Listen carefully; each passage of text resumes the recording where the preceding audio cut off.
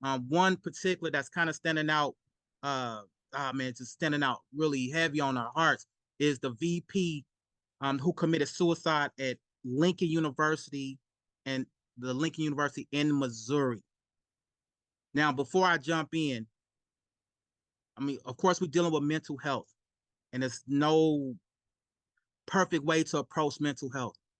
But let's discuss the story, and we'll dissect it as best we can. So, I'll ultimately I'll come in and I'll talk about the kind of like the details of the story, but just overall, just what you guys know and what you've read. How did it impact you as an individual? Um, I think it impacts, probably me and David. I don't want to speak for David, so, but I would say for me, being in higher ed, being an executive, that's probably one of your worst fears is to feel like someone that is a direct report, someone that you're quote unquote supposed to oversee the livelihood and the well-being of not just your students, but your faculty and your staff, and then have one of your close cabinet members state in a letter that you're the main reason why they ended their life. There's a lot of things that I'm sure we'll discuss today that if I was that individual, I would feel really, really bad, Mm, assuming that you had a heart, right? Um, and assuming that you try to do everything you can and people don't know your side of the story and people don't know your perspective of the conversations that's had.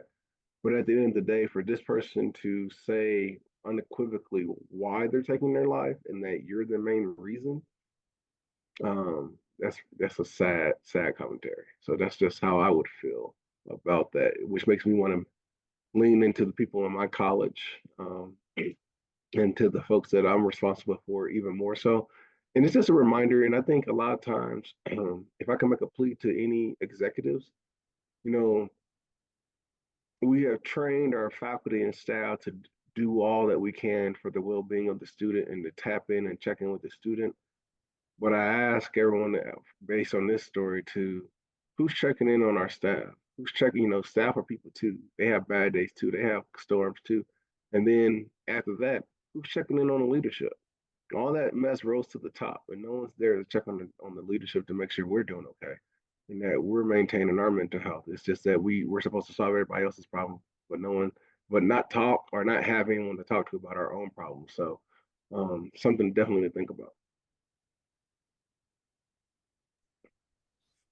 Yeah, I would echo a lot of that. That was exactly where my mind went. So for me, I'm a person who tends to, when something comes up, I just find a way to deal with it. I don't lean on people like that.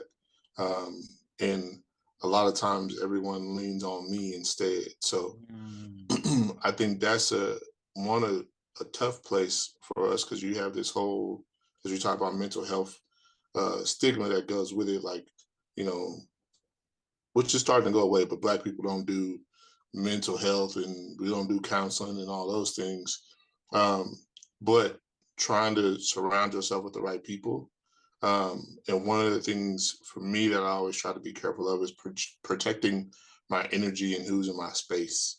Um, as you can see, everybody doesn't necessarily have your best well-being at heart.